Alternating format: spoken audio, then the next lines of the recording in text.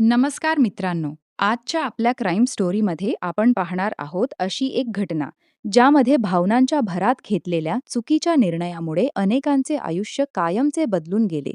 विश्वास, मैत्री, गैरसमज आणि संशय यांच्या भोवती फिरणारी ही कथा शेवटपर्यंत तुम्हाला खिळवून ठेवेल.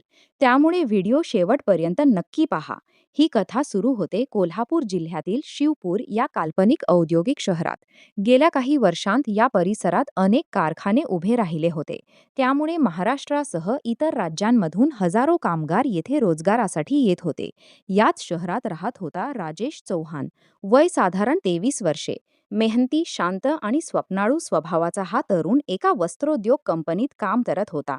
आपल्या कुटुंबाला आर्थिक मदत करणे आणि भविष्यात काहीतरी मोठं करणे हेच त्याचं ध्येय होतं. त्याच परिसरात काही महिन्यांपूर्वी अमित ठाकूर नावाचा एक कामगार आपल्या पत्नी किरण सोबत राहायला आला होता. अमित दिवसभर कारखान्यात काम करायचा, तर किरण घर सांभाळायची. नवीन शहर, नवीन लोक आणि ओळखीचं कोणी नसल्यामुळे ती बहुतेक वेळ घरीच असायची.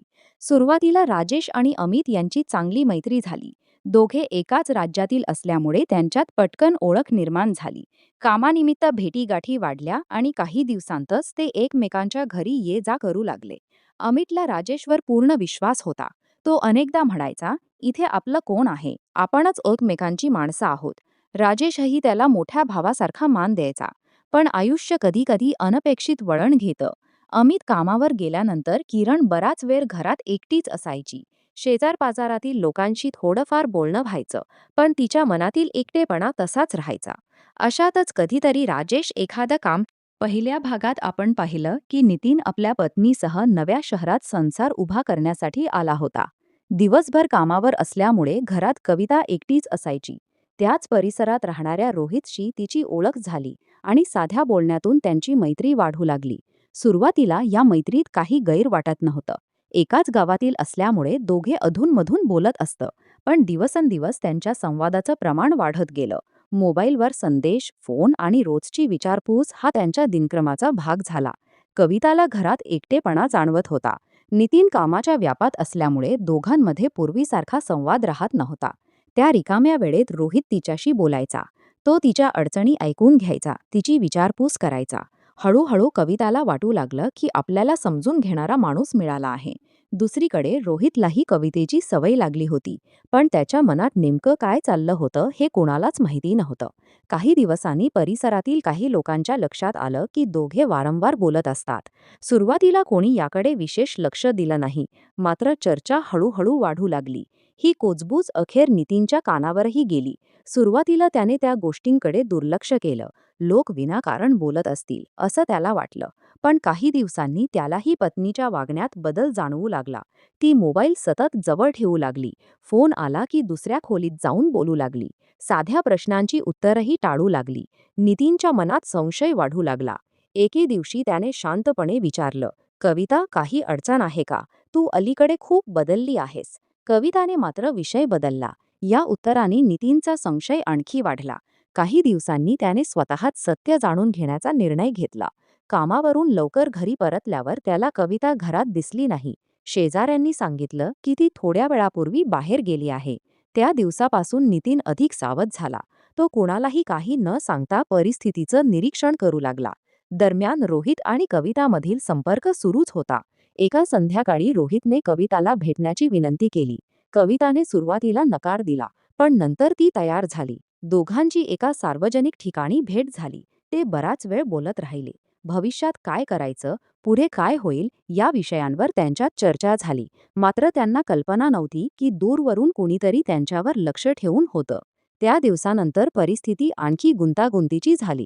नितीनच्या मनातील संशय आता जवळपास खात्रीत बदलत होता. त्याने कोणताही घाईचा निर्णय न घेता शांतपणे सर्व गोष्टी समजून घेण्याचं ठरवलं.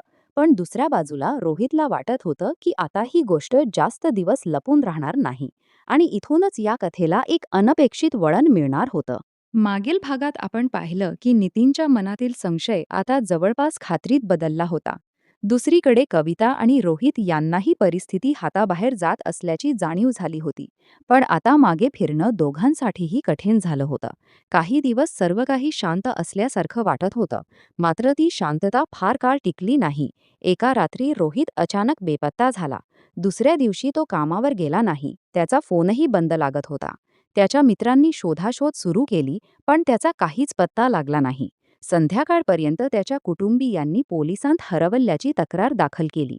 पोलिसांनी तपास सुरू केला. रोहित शेवटचा कुणाला भेटला होता?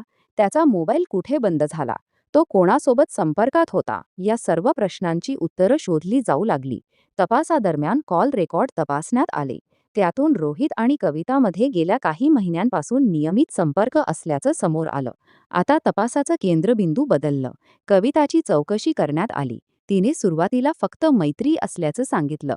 मात्र उपलब्ध तांत्रिक माहिती वेगळीच गोष्ट सांगत होती. दरम्यान नितीनचीही चौकशी करण्यात आली. त्याने पत्नीच्या बदललेल्या वागणुकीबद्दल आणि त्याला आलेल्या संशयाबद्दल पोलिसांना माहिती दिली. पोलिसांनी परिसरातील सीसीटीव्ही, मोबाईल लोकेशन आणि साक्षीदारांचे जबाब तपासायला सुरुवात केली. हळूहळू अनेक धागे एकमेकांशी जुळू लागले. पण अजूनही सर्वात मोठा प्रश्न कायम होता. रोहित नक्की कुठे गेला? तो जिवंत आहे की नाही? आणि जर त्याच्यासोबत काही घडलं असेल तर त्यामागे कारण काय? दरम्यान तपास अधिक वेगाने सुरू झाला. पोलिसांना एक महत्त्वाचा पुरावा मिळाला. त्या पुराव्यामुळे संपूर्ण तपासाला नवं वळण मिळालं. काही संशयितांना चौकशीसाठी ताब्यात घेण्यात आलं. त्यांच्या जबाबांमध्ये अनेक विसंगती आढळल्या. आता पोलिसांना खात्री वाटू लागली की ही साधी बेपत्ता होण्याची घटना नसून त्यामागे मोठं रहस्य दडलं आहे. हे रहस्य उलगडण्यासाठी तपास पथकाने रात्रंदिवस मेहनत सुरू ठेवली आणि अखेर एका छोट्याशा पुराव्याने संपूर्ण प्रकरणाचा चेहरामोहराच बदलून टाकला. तो पुरावा नेमका काय होता? रोहितचं पुढे काय झालं? आणि या प्रकरणाचा अंतिम उलगडा कसा झाला? हे सर्व आपण अंतिम भागात पाहणार आहोत. मागील भागात आपण पाहिलं की रोहितच्या बेपत्ता होण्यामागे अनेक संशयास्पद बाबी समोर येऊ लागल्या होत्या. मोबाईल लोकेशन, कॉल रेकॉर्ड आणि काही साक्षीदारांच्या माहितीनंतर पोलिसांनी तपास आणखी वेगाने सुरू केला. दरम्यान शोध मोहीम सुरू असतानाच पोलिसांना परिसरात एक महत्त्वाचा पुरावा मिळाला. त्या आधारे तपासाची दिशा पूर्णपणे बदलली. घटनास्थळाची बारकाईने पाहणी करण्यात आली आणि फॉरेन्सिक तज्ज्ञांची मदत घेण्यात आली. यानंतर पोलिसांनी नितीन, कविता आणि इतर संबंधित व्यक्तींची पुन्हा चौकशी केली. सुरुवातीला सर्वांनी वेगवेगळी माहिती दिली, मात्र तांत्रिक पुरावे आणि साक्षीदारांच्या जबाबांमध्ये अनेक विसंगती आढळल्या. काही दिवसांच्या तपासानंतर पोलिसांनी या प्रकरणातील संशयितांना ताब्यात घेतलं. उपलब्ध पुरावे, मोबाईल डेटा आणि घटनाक्रमाच्या आधारे न्यायालयात प्रकरण सादर करण्यात आलं. पुढील कायदेशीर प्रक्रिया सुरू झाली. या घटनेमुळे दोन कुटुंबांवर मोठं संकट आलं. विश्वास तुटला, नाती तुटली आणि सर्वात जास्त परिणाम झाला तो घरातील निष्पाप मुलांवर आणि कुटुंबियांवर. एका चुकीच्या निर्णयाने अनेक आयुष्य कायमची बदलून गेली. ही कथा आपल्याला एक महत्त्वाचा संदेश देते. नात्यांमध्ये मतभेद होऊ शकतात, गैरसमज होऊ शकतात, पण त्यावरचा मार्ग फसवणूक, हिंसा किंवा कायदा हातात घेणं कधीच नसतो. संवाद, समुपदेशन आणि कायदेशीर मार्ग हेच योग्य पर्याय आहेत. क्षणिक आकर्षण किंवा रागाच्या भरात घेतलेले निर्णय आयुष्यभराची शिक्षा देऊ शकतात. मित्रांनो, प्रत्येक नात्याचा पाया विश्वास आणि प्रामाणिकपणा असतो. तो ढासळला की त्याची किंमत अनेक निरपराध लोकांना मोजावी लागते.